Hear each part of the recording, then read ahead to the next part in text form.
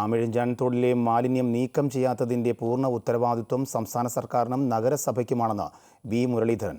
റെയിൽവേയുടെ തലയിൽ കെട്ടിവയ്ക്കാൻ ശ്രമിക്കുകയാണ് നഗരസഭ ചെയ്യുന്നത്.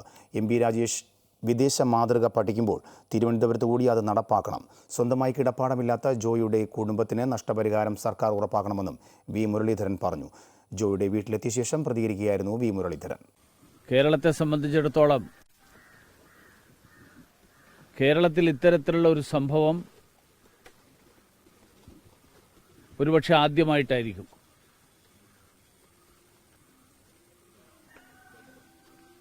തിരുവനന്തപുരം നഗരം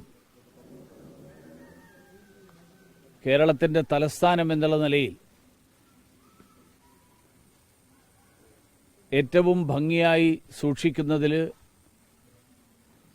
നഗരത്തിൻ്റെ ചുമതല വഹിക്കുന്നവർക്ക് വലിയ പങ്കുണ്ട്.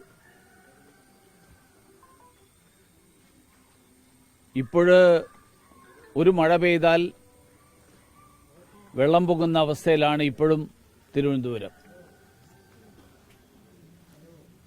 അതോടൊപ്പം മാലിന്യ നിർമ്മാർജ്ജനത്തിൻ്റെ കാര്യത്തിൽ വലിയ പരാജയമാണ് നമ്മൾ കഴിഞ്ഞ കുറേ കാലങ്ങളായിട്ടുള്ള നമ്മുടെ അനുഭവം.